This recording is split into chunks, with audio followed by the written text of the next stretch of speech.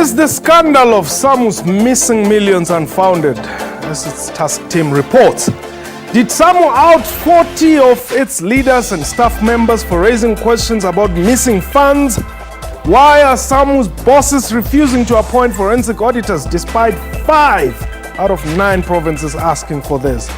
And did 136 million really disappear from the union's account as alleged by Save Our SAMU? What time is it? It's question time.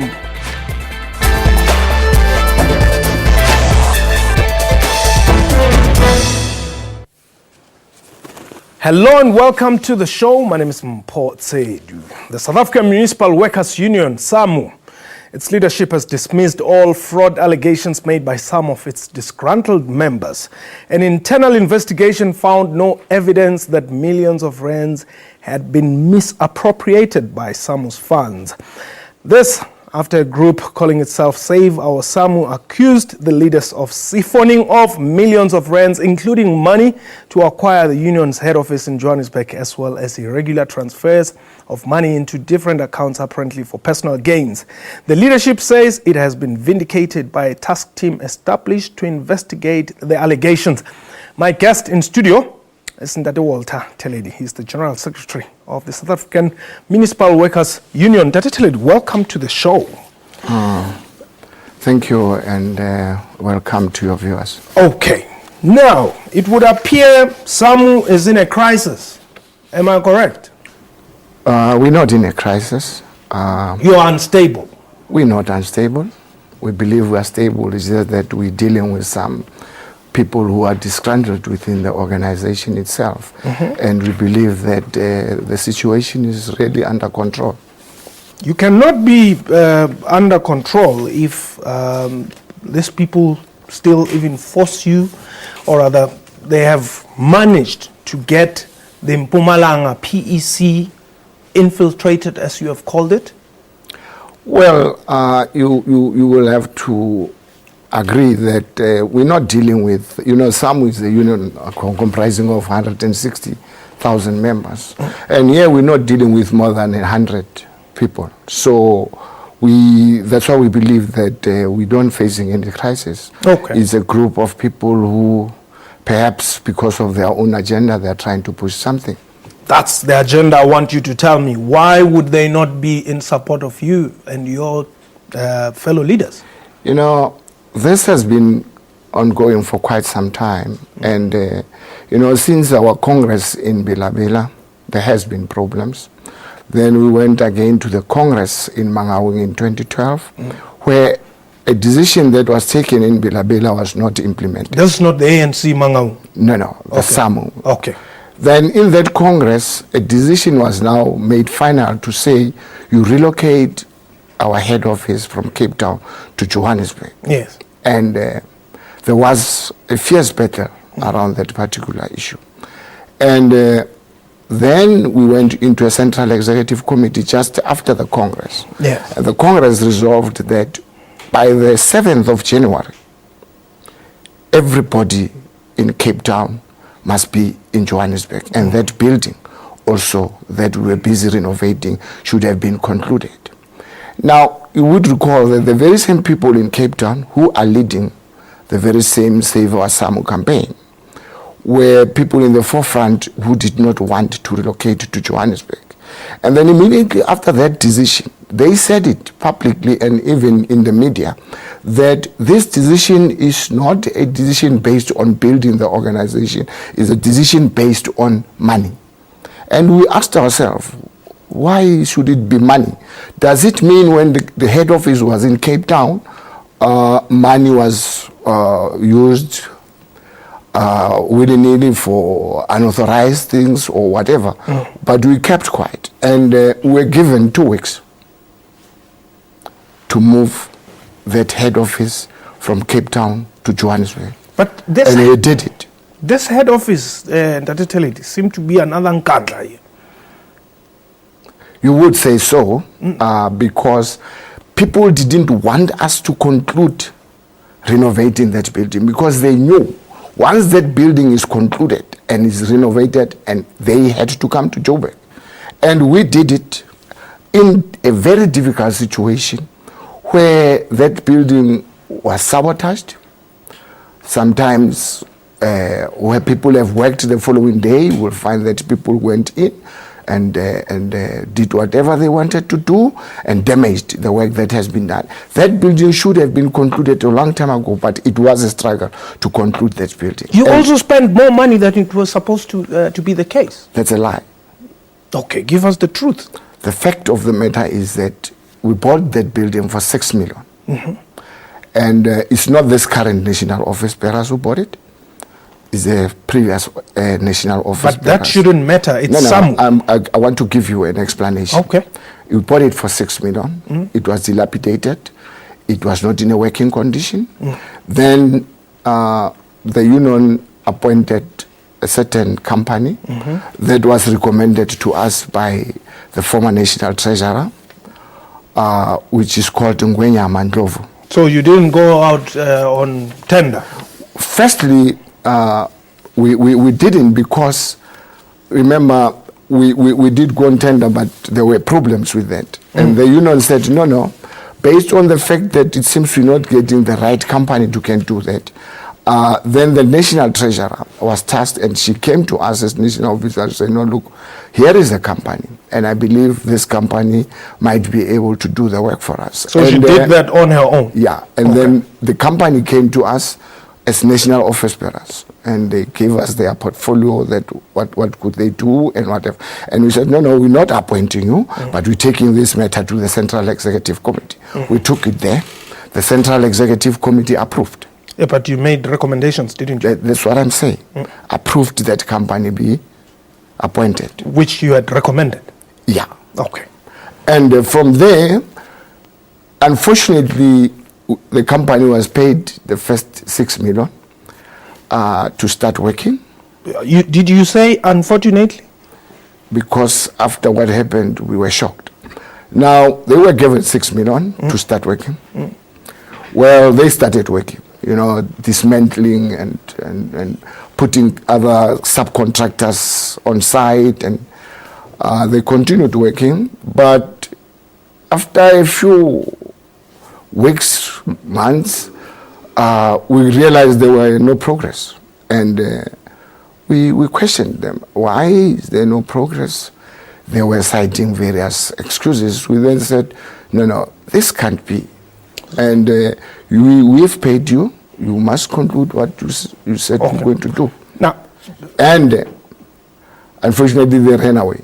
Okay, so you lost the 6 million. Yeah, All and right. the building was closed by Department of Labor. Yeah. Okay. And, well, after it has been closed, give me a chance. No, I'll give you a chance. I've just learned from my producers here that you seem to be having issues here with this Save Our SAMU guys.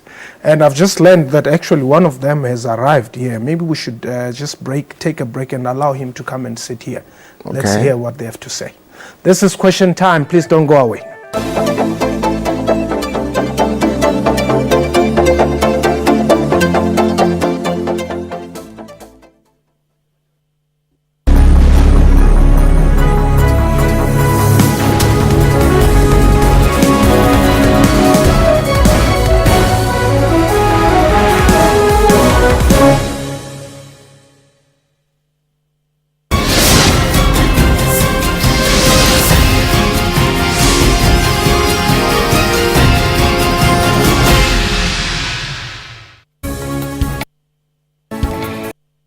Higher education, they're blatant. Bursary is not enough to demand. This is not about that. From government. Said that the nest was and that qualifying prevented from studying.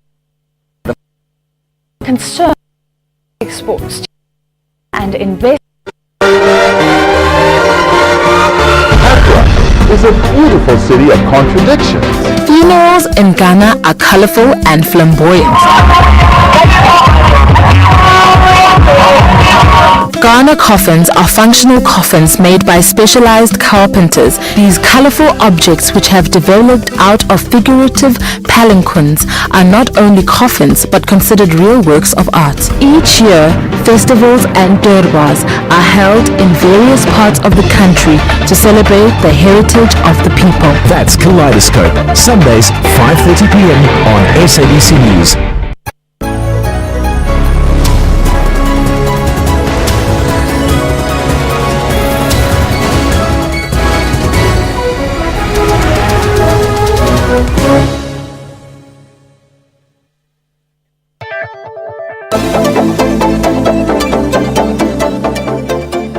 Welcome back. You're still watching Question Time. My guest today is Ntate Sello Slepe. He has just joined us now from Save Our Samu, and Ntate Teledi is the General Secretary of the South African Municipal Workers Union. Gentlemen, welcome. And Mr. Slepe, welcome.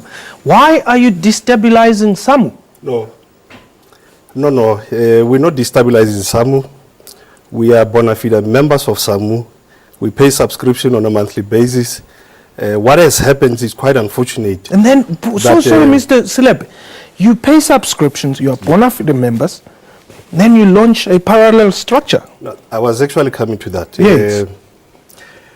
In a CEC that we attended somewhere in December, in fact, 3 CECs, we have been calling on the NOBs to actually submit a report. And you know how our union actually functions. NOBs are National Office Bearers. National Office Bearers. Yes. To submit a report on the building, submit a report on the bank accounts. Yes. They did not actually do that. For 3 consecutive meetings of the Central Executive Committee, they did not actually live up to their promises of ensuring that a report about the building is actually submitted to the CEC. You know, the CEC is the highest decision-making structure in between conferences. Yes, exactly.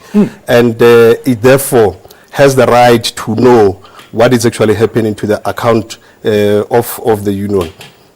When you get into the previous Congress in Mangaung, the National Treasurer gave a report about the finances of the union. Go to that report. It actually gives you what we have as investment, 29 million plus. It actually gives you what we have as liquid cash, 148 plus. Now, they have the NOBs, they have appointed a consultancy company just now in 2012 to do audit. They have done that audit.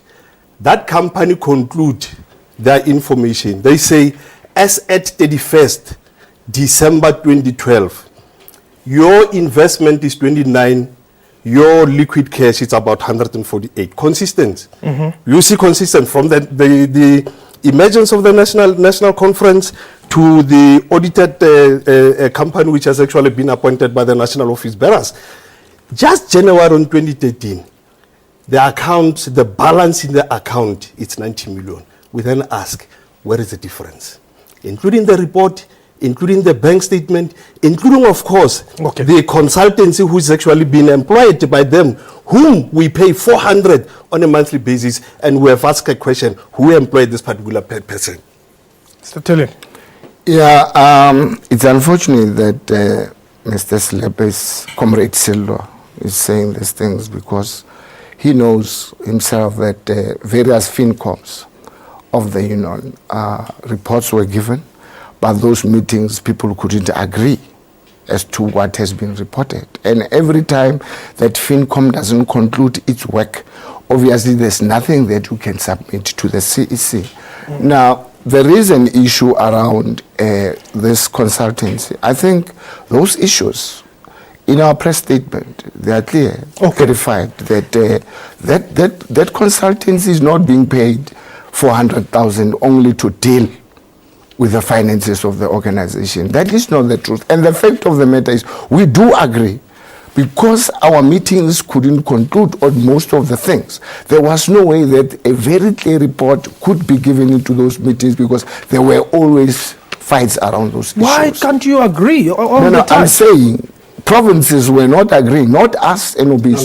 There would be certain provinces saying, look, we believe that what is happening is correct and the NOBs... But how can someone would expect that you are fairly knowledgeable about figures? How would you argue with figures? There should be very simple. I'm saying that it's not arguments around figures. When it goes to FinCom, you remember even this consultancy, the person who is project managing that building, we even invited him to say, look, go and give the FinCom a report in terms of what should happen. Because remember, that company was appointed based on one thing.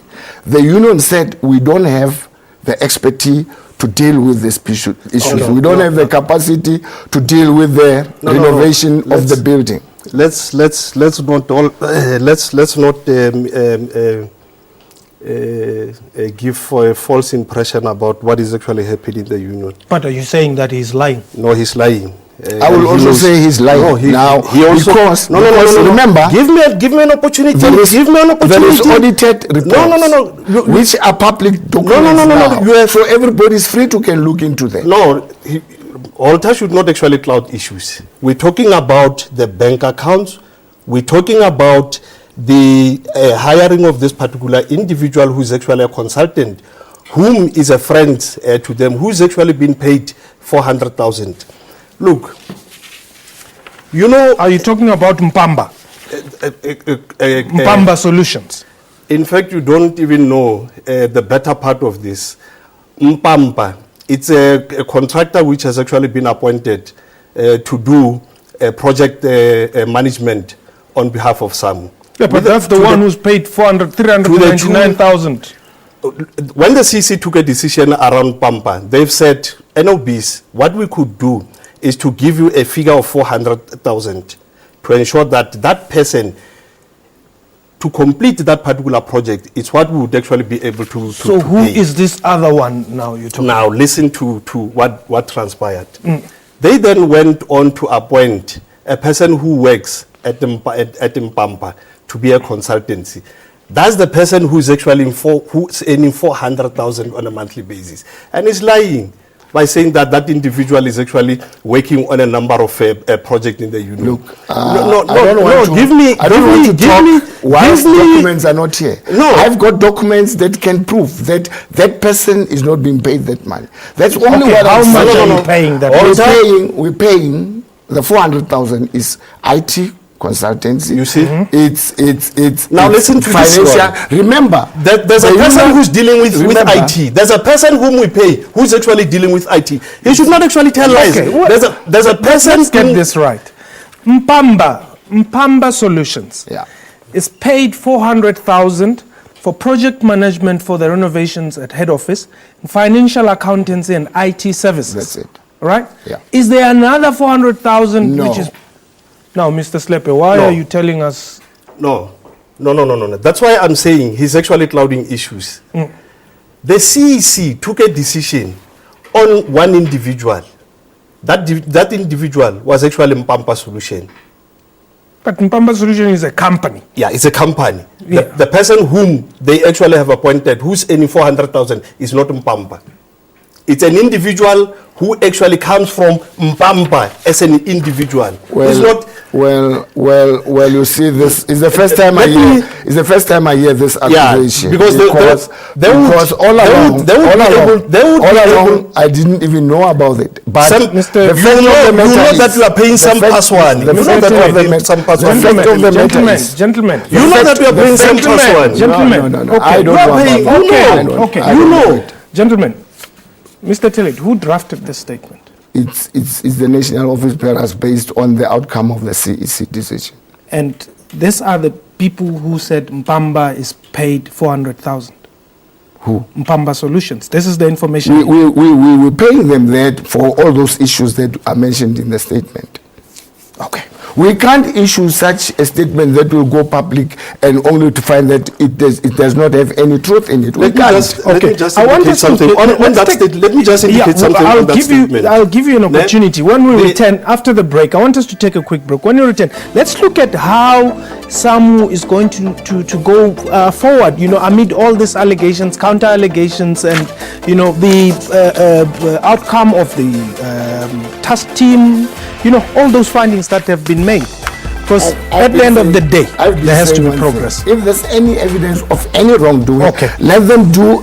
All right. Let them take the matters to right. the police. Yes. There are Mr. processes that can be backed upon if Okay. you believe people have stolen money. All right. We're going to take a quick break. Please don't go away.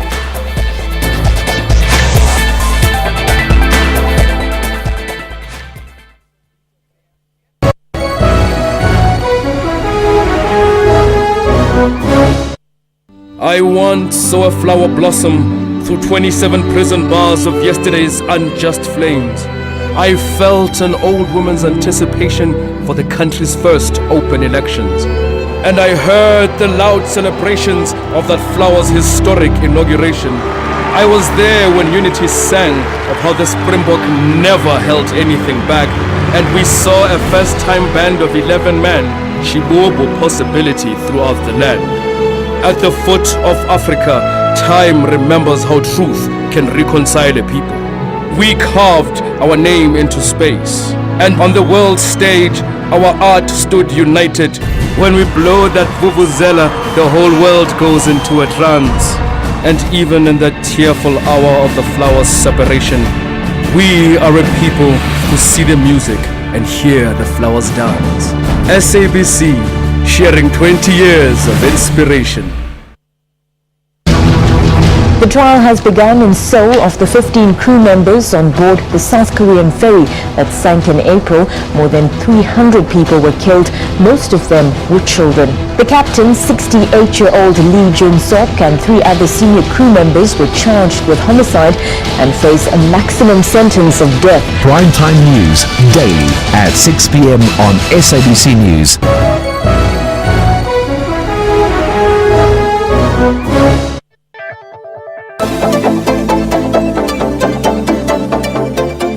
Welcome back. You're still watching Question Time. My guest today, Mr. Walter Teledi, is the General Secretary of the South African Municipal Workers Union, SAMU, and Datiselo Slepe is the spokesperson of the group called Save Our SAMU. Now, gentlemen, welcome back. You are the General Secretary of the organization. Is Mr. Slepe, in fact, a member?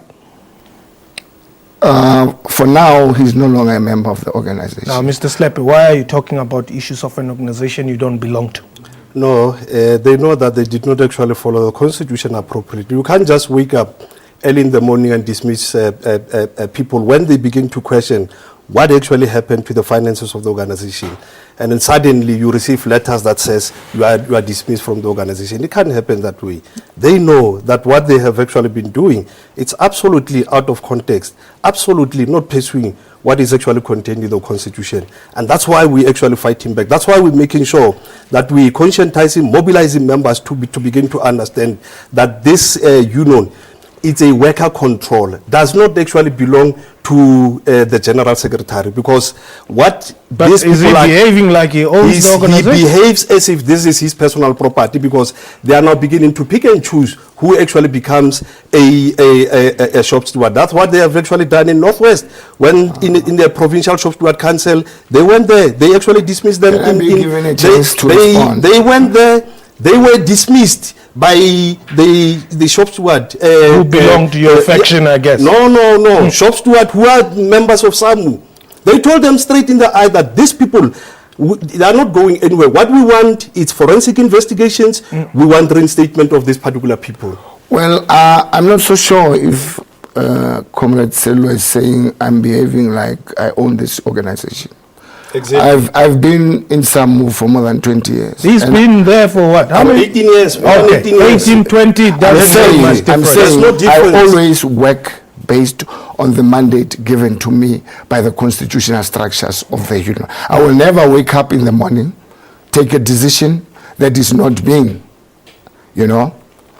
okayed by the organizer. I will never do that, and I have never done that. So, and what I'm saying, reasons why he was fired. I don't know. I mean, look, there's some of these issues are at court now, and I don't want to be saying things here, and tomorrow it will be said to said this, and but I'm saying that's I'm saying. But if it is the truth, I'm sure you wouldn't. To me, the people never.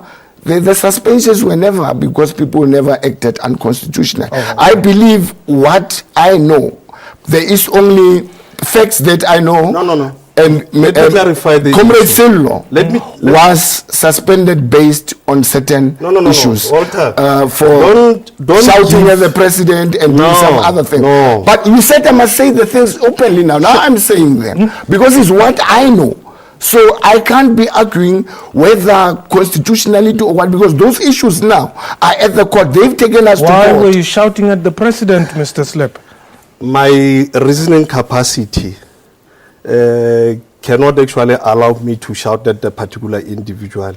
What we have raised in the Central Executive Committee is a position of Northwest. I'm the provincial chairperson of Northwest. Former. No. I'm still, because it has been pronounced once more in a shop steward council that they actually attended, that these people are not actually going anywhere. They know themselves. That's why I'm overemphasizing that point, so that they must actually know that we're not actually some renegade or some faction that is actually operating anywhere. We are operating in this particular union. We are saving this union from people who are actually eating it alive and inside. This is what we're doing. We're not going to run away just because Hortai and his people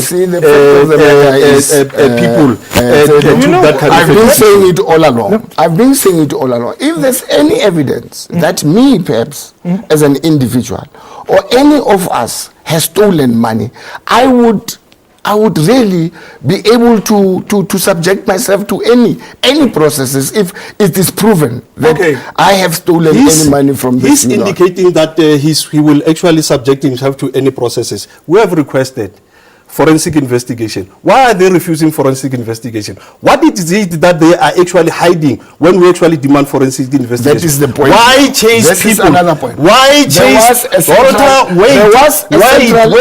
Why chase people when they demand forensic investigation? Remember, I said because this is part of what we actually ask you. I said I work based on mandates. There was mandate? A Central Executive Committee meeting that took a decision to say, look, appoint a task team.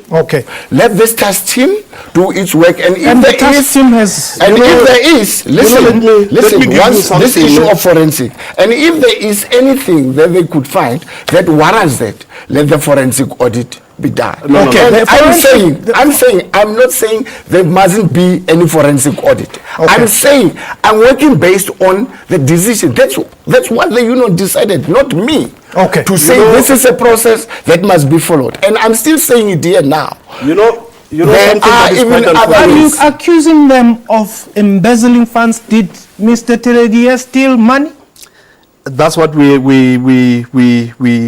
alleging. They have actually done that. The proof that we have in relation to the account of the union points to a misappropriation of funds by the ONOBs. All right. If you've got proof, I'm sure your case will stand in a court of law. Exactly. That's one thing that we're actually doing. But we can't leave it at that. That's why we actually mobilize and conscientizing members to begin to understand and to have ownership and of this rebel against their leadership. No. The people will not actually rebel. They know how to reason things comprehensively. All right. Let me allow you time to go and think about this. Let's hope that you'll find solutions, because indeed the municipal workers of South Africa deserve to be organized, whether it be through some or any other union. We hope for the best in that sector. Thank you very much for the time. Because we're all working towards achieving that. All right. That was special time for today. Achieving what?